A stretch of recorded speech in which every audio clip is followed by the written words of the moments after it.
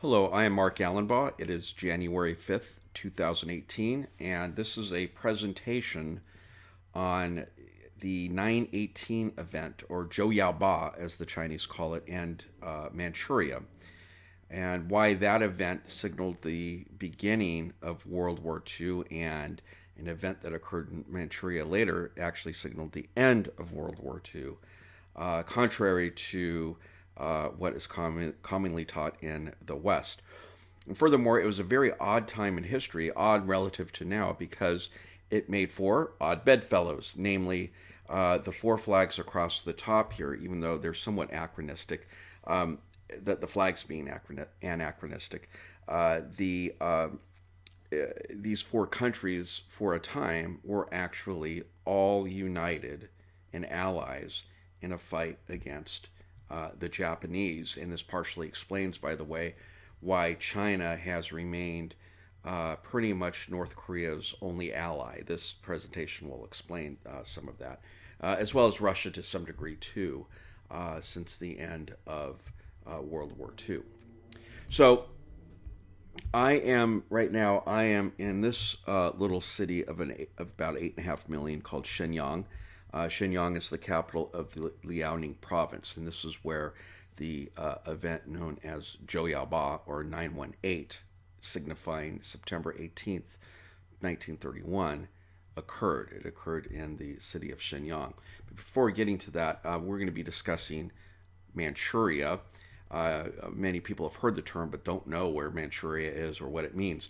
Manchuria refers to the three most northern provinces of China. This is Liaoning province, with Shenyang, the capital of Liaoning province. This is Jilin province, with Changchun, the capital of that province. And you can see over here, it's kind of hard to see, but that's Yanji. For those of you who follow me on Facebook, I spend a lot of time in Yanji, and you'll see the pretty pictures out there. You can see it's right on the border with North Korea. And then here is Heilongjiang, the northernmost province of China, and Harbin right here is its capital. So kind of focusing in a bit more here. Again, here's Shenyang, Changchun, and Harbin. And these two cities, Shenyang and Changchun, will be featured prominently in this hopefully short presentation. I tend to rattle on a bit.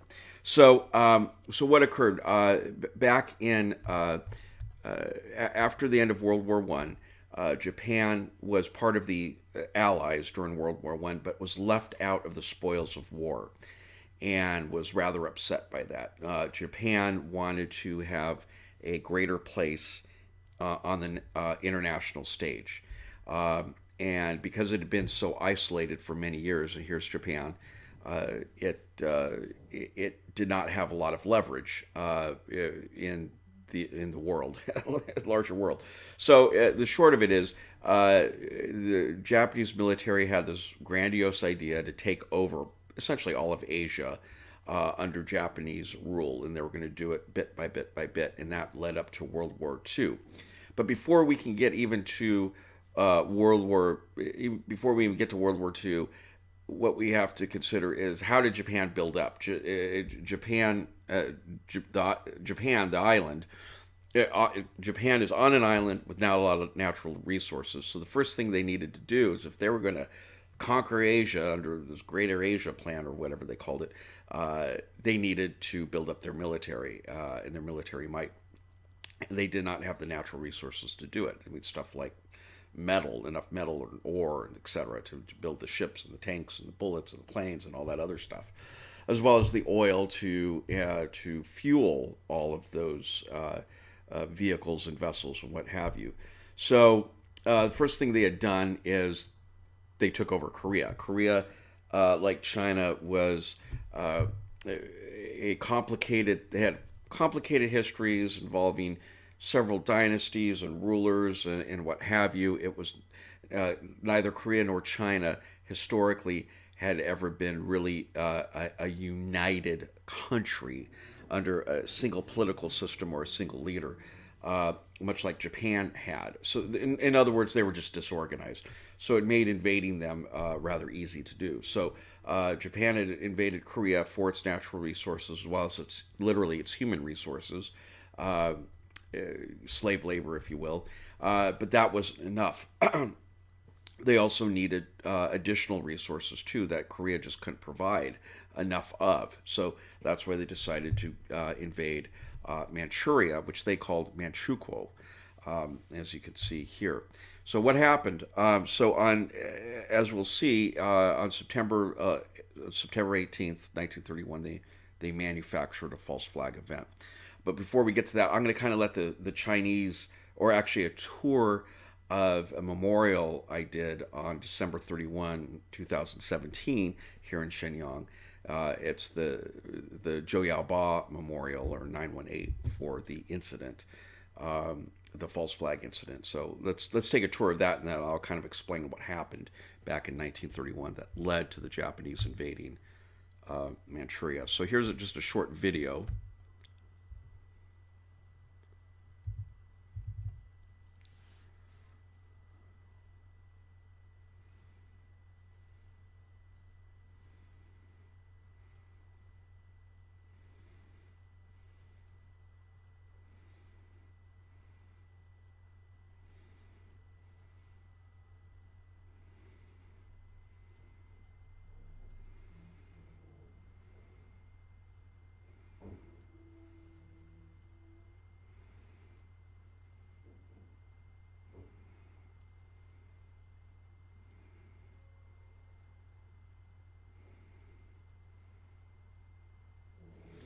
Okay, so, and forgive me, I was out of breath. I just biked there, and it was very, very cold.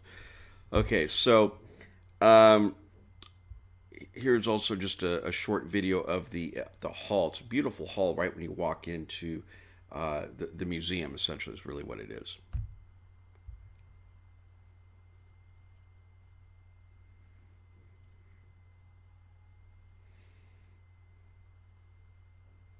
So what's interesting about this, what the point of the Prelude Hall is to give you an idea of the vastness of Manchuria, which is huge. I'd say it's like, I mean, I think 2 or 3 times the size of the state of Texas.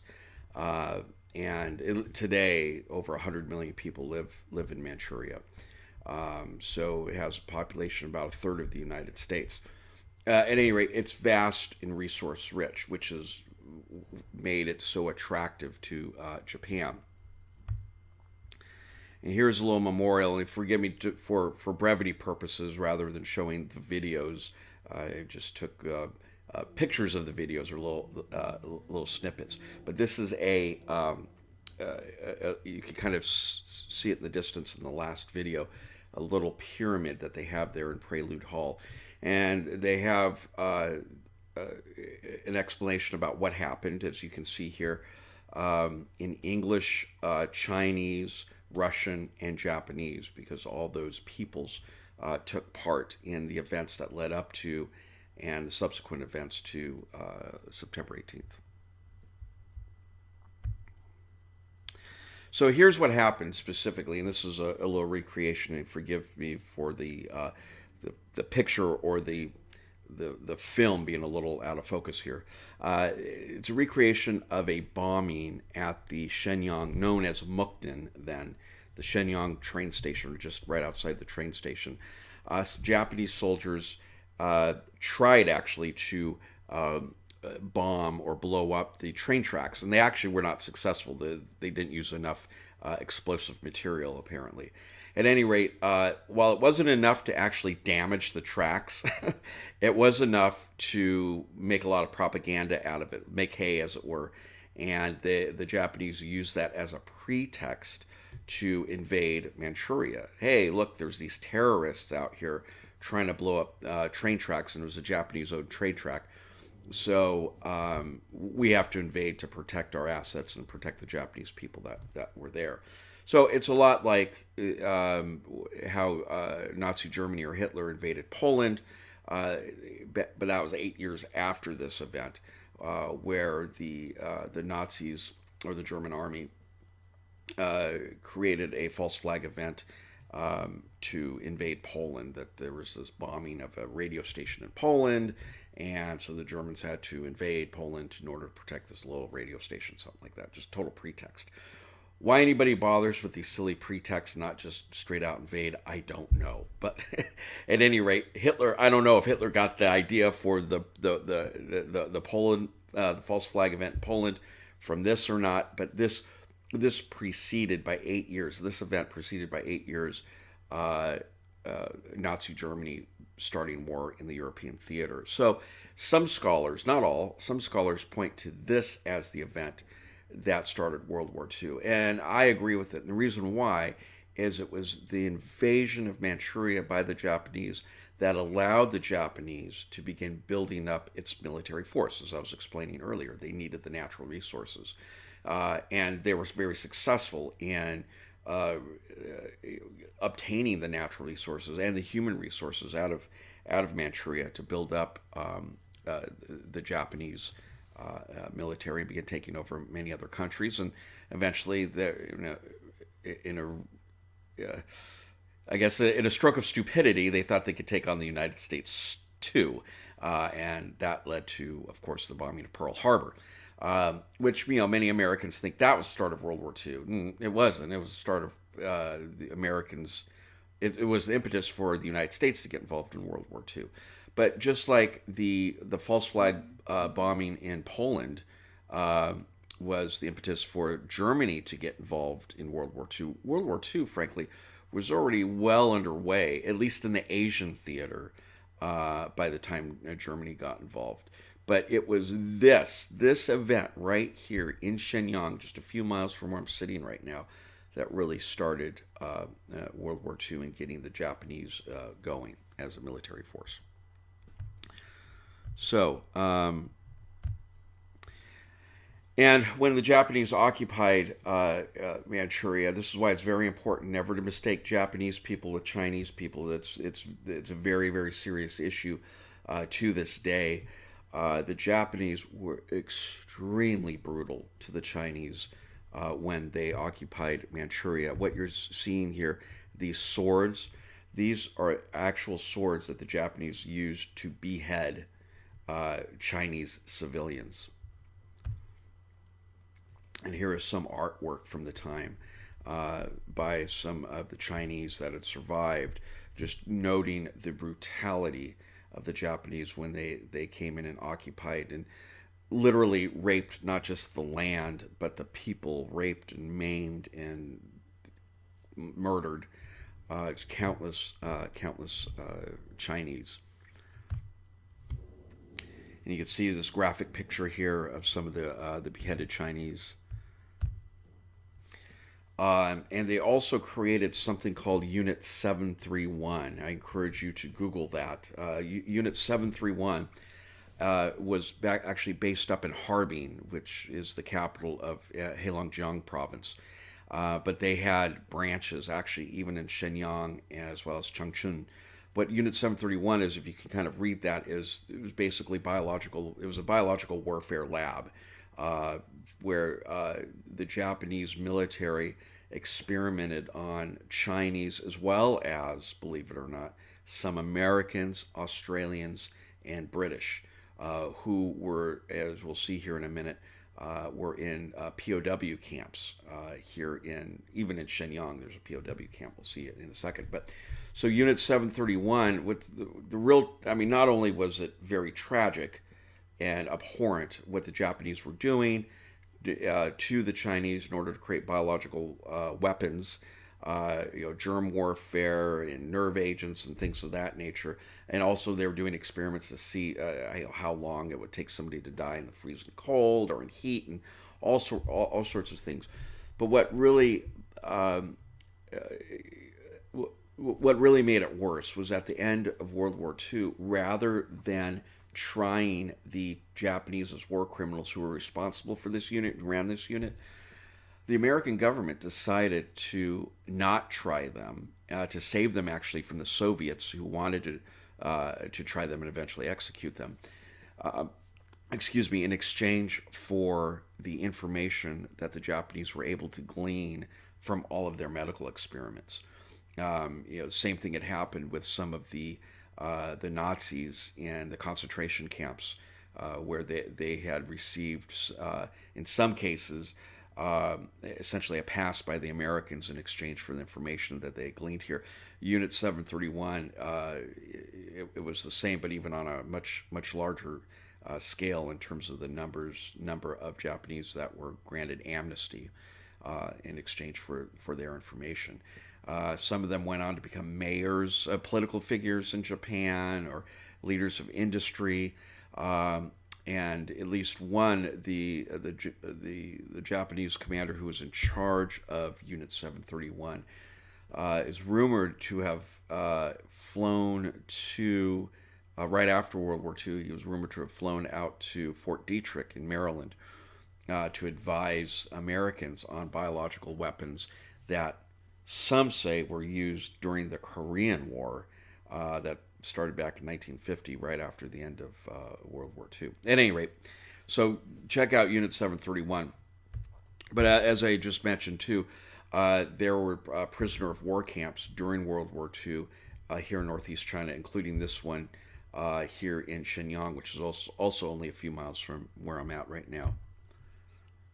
There's some statues out in front of that. This is actually a remnant from one of the bunkers, or one of the dormitories, if you will, that survived. Here's some display of American and British POW gear and flags, and they had a number of pictures of survivors. A number of survivors of the POW camp had returned back in the 90s, and they had a very large ceremony at this at this memorial. Or maybe not the 90s. I think, actually, excuse me, what am I saying? I think about 4 or 5 years ago.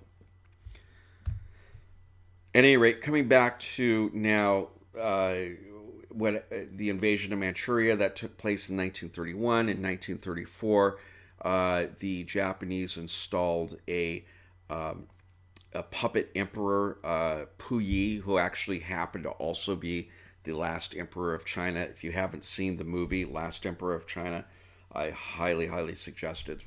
It's a beautiful movie, but also it gives you a really good sense of history and what happened, what China was going through at the turn of the 20th century, and how it eventually evolved into a communist country, but also that transition period in between when Puyi abdicated the throne when he was only 6 years old back in the early 1900s. It does cover when he was installed by the Japanese in 1934 as the emperor of a country called Manchuria, which was a made-up country that the Japanese used to try to placate the Chinese, because the resistance had started to grow. So this is really interesting here. This painting here is of the Chinese resisting the Japanese invaders. In the early 1900s, after Puyi abdicated the throne, there were basically two major political factions in China. You had the Kuomintang, which became the Nationalist Party and eventually occupied Taiwan. And the Kuomintang is basically there in Taiwan to this day. And then, of course, the Communists. And during the occupation of China by the Japanese, the Kuomintang was the political power is about even, if you will, between the Kuomintang and the communists, or the nationalists and the communists. But the nationalists had this preference for what they called non-resistance.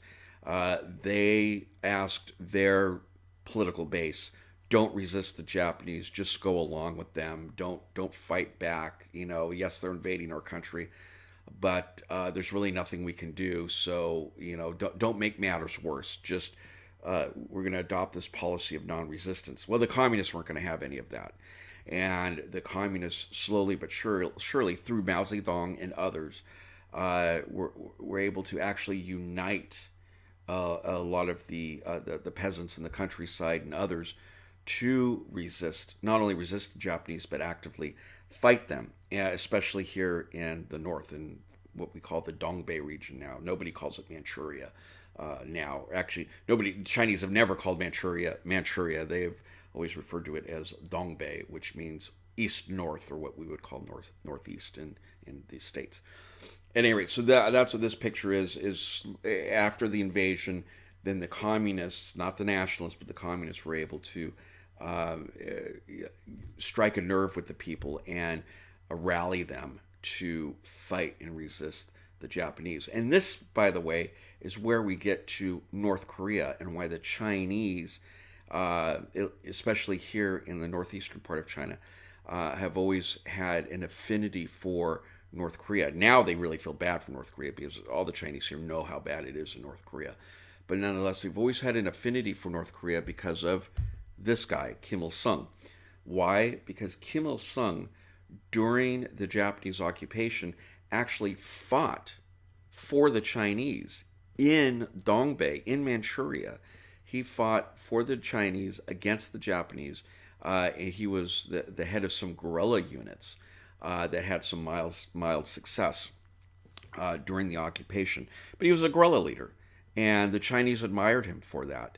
And other Koreans. I mean, obviously, he wasn't the only one. There were many, many, many Koreans, and there still are many Koreans that live in China. As a matter of fact, in Yanji, that I spoke about earlier, that is in a part of China called the Korean Autonomous Zone, because there's so many Koreans that live there. Not North Koreans, not South Koreans, but ethnic Koreans, where Korean is their mother tongue, and then they learn Chinese in school, interestingly enough.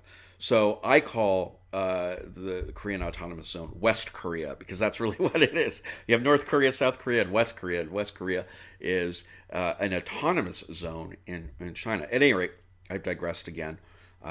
So Kim Il sung is not revered in China, but uh, because he and so many Koreans from Korea fought alongside the Chinese against the Japanese oppressors.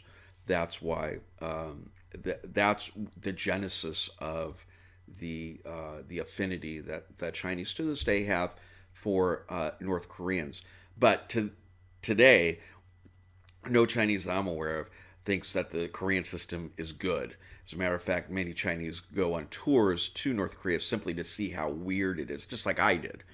We go in because it's weird, it's backwards, and it's just, it's terribly oppressive for the people there, and the Chinese agree, and they feel bad for them now. But that's a whole nother. That's a whole nother presentation I'll get into later.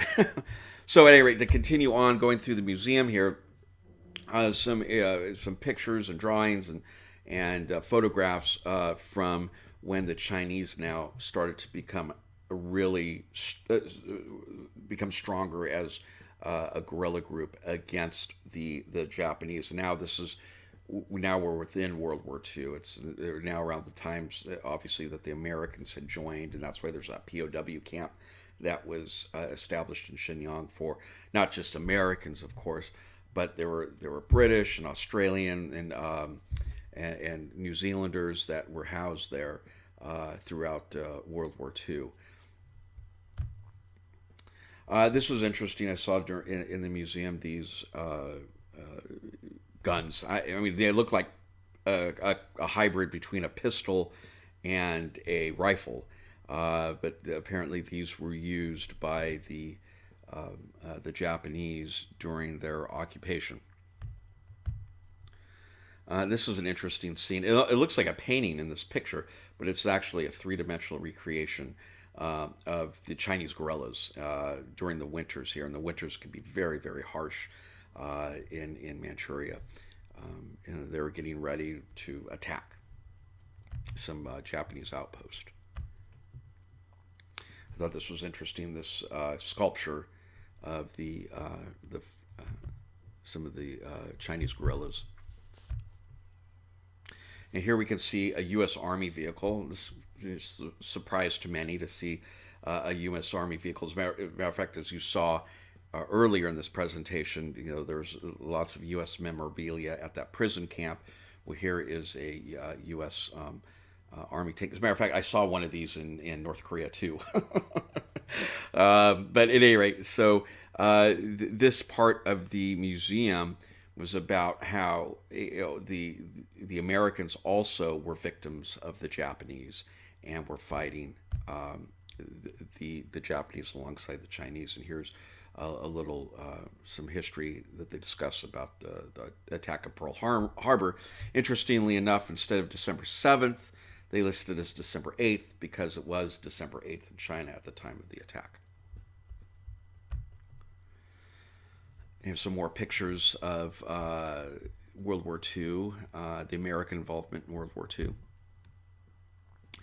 And then finally, so we're getting close to the end of the presentation here. As you can see here, the museum at this towards the end of the museum also they discuss what happened at the end. Well, what happened at the end was on August 8th, 3 or 4 hours before we bombed Nagasaki.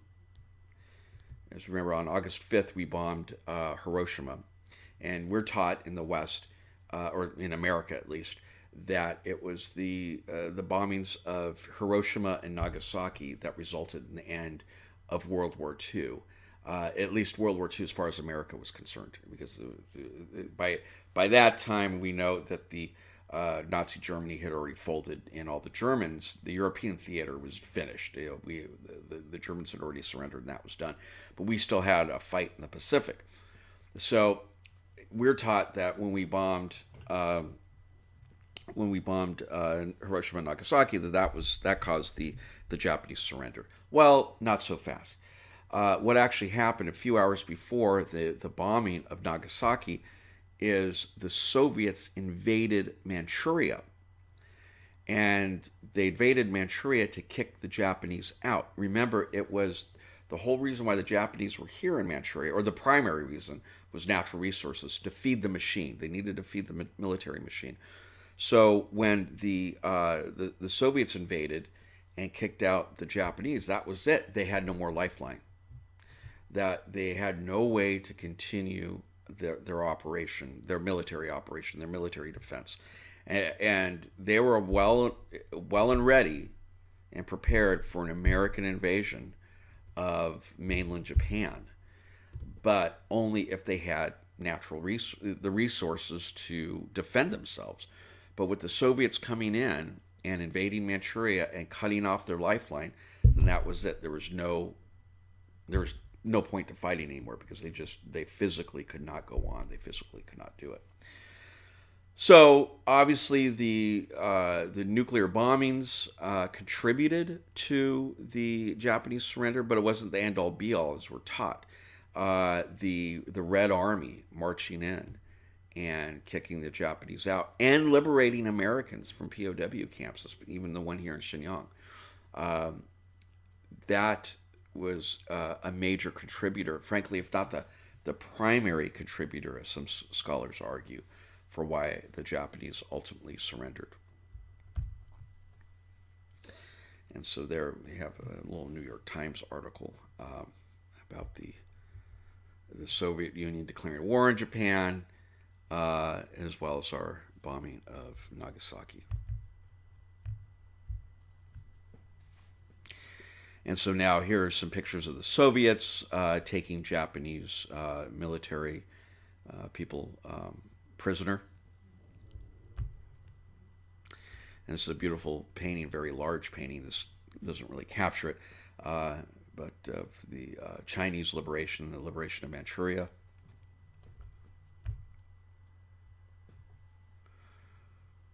And this is an interesting little display towards the end of the museum tour. Reviewing the Sino-Japanese relations of the past 100 years, we can see that the first 50 years were a period of aggression against China, while the latter 50 years have witnessed a development of friendly relations between the two country people. But the right-wing forces in Japan have never stopped their activities, which are running even more and more rampant. They refuse to acknowledge Japan's history of aggression, publishing textbooks that distort the history and ignoring the repeated strong protests of Chinese and Asian people by paying respect to the Yasukuni Shrine. Facts have reminded us that historical issues have not become history, and the reality has told us that we must guard against the rebirth of Japanese imperial militarism while remaining dedicated to Sino Japanese friendship. This is the joint historical responsibility of the two country people. It's interesting. About 10 years ago, I was down in Guangzhou at a hotel getting ready to leave China, go to the airport and go back to the States. And the hotel I was staying at is very close to the Japanese consulate down there.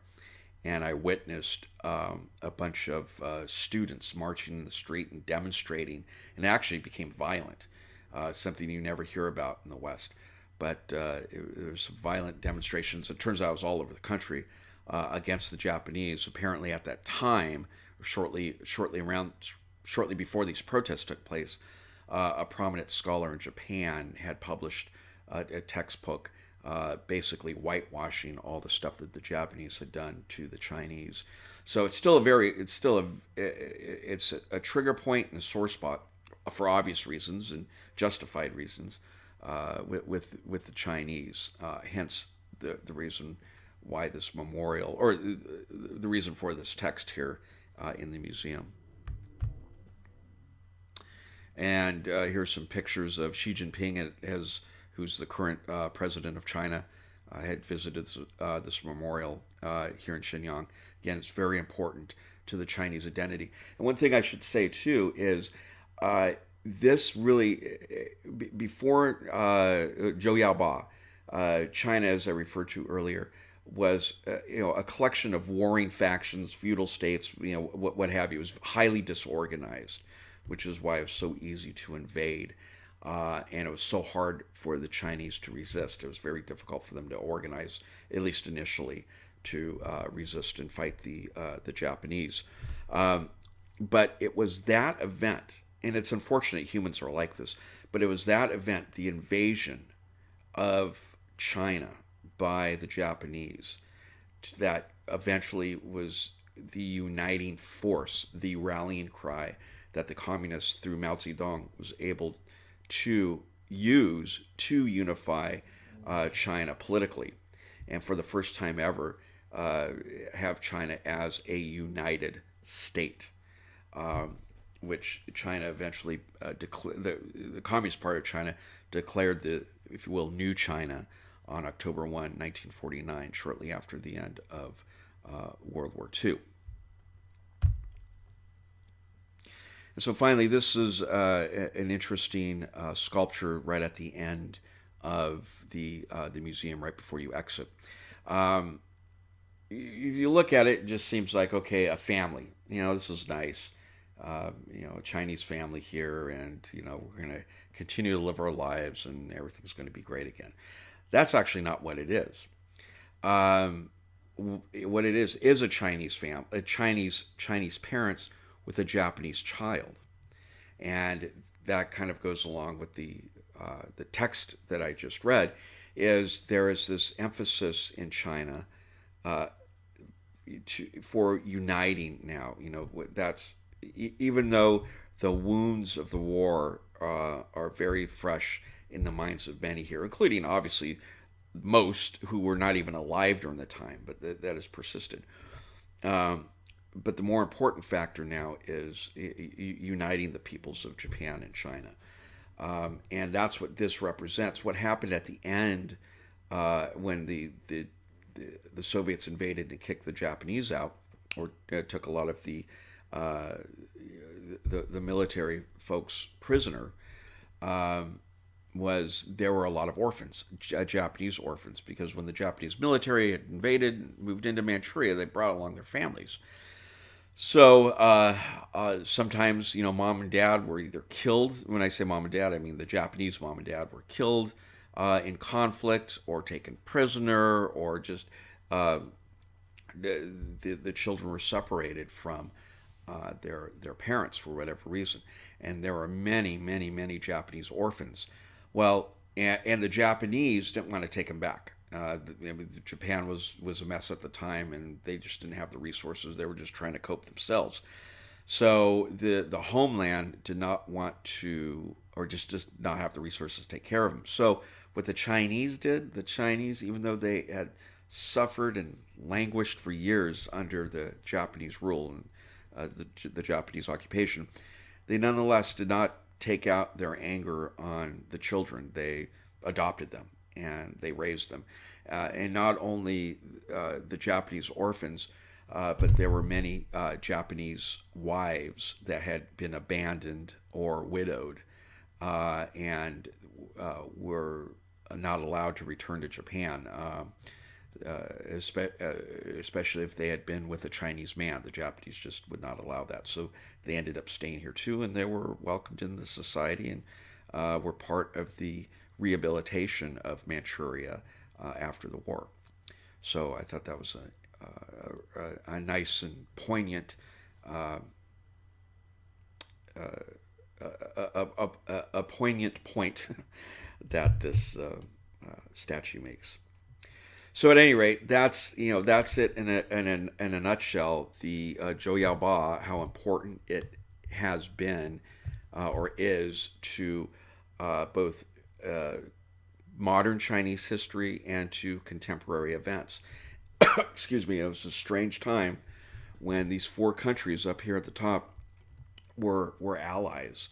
And the unfortunate thing was, it seems it always takes an enemy, some great enemy, the Japanese in this case, to bring otherwise adverse parties together.